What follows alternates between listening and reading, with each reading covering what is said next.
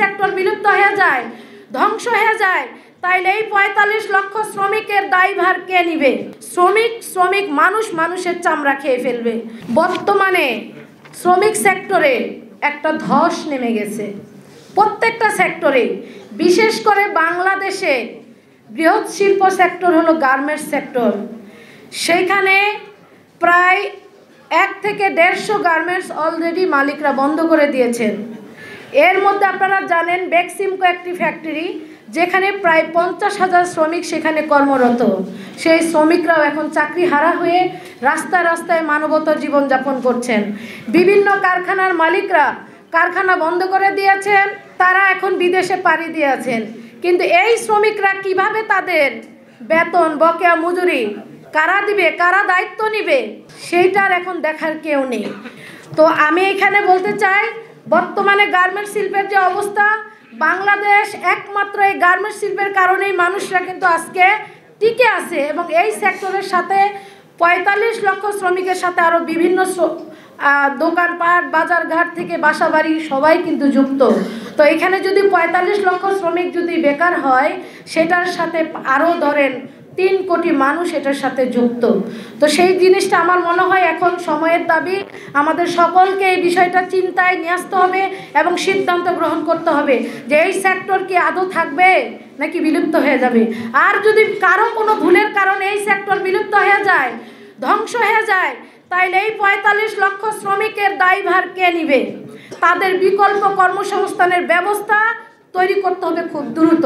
তা না হলে আগামী ১ মাস ২ মাসের মধ্যে আরও কারখানা বন্ধ হয়ে যাবে, আরও বেকারত্ব শুরু হয়ে যাবে। শ্রমিক মানুষের চামড়া খেয়ে ফেলবে। এখনই আমাদেরকে দায়িত্ব এবং সিদ্ধান্ত গ্রহণ করতে হবে যে এই শ্রমিক শ্রেণী কোথায় যাবে।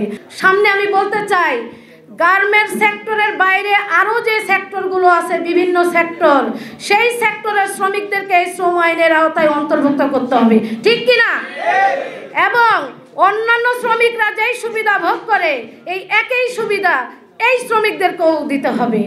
বিশেষ করে শ্রমিকদের জন্য বিভিন্ন কল্যাণ ফান্ড, যেখানে কোটি কোটি টাকা সেখানে আছে শ্রমিকদের টাকা, কিন্তু শ্রমিকরা সেখান থেকে সুযোগ সুবিধা নিতে পারে না। অভিযোগ করে রাখছি, বছর কা বছর যায়, সেখান থেকে কোনো সুবিধা পায় না। কারা পায় তাও জানি না, এই টাকা কোথায় যায় তাও কোনো আমরা জানি না।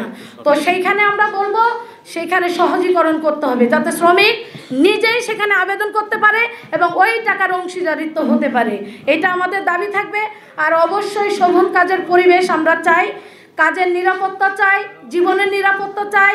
পাশাপাশি ILO কনভেনশন ১৯০, ১৮৯ এবং ১২১ আমরা এই অনুস্বাক্ষর করতে হবে, এই ৩টা আইনকে।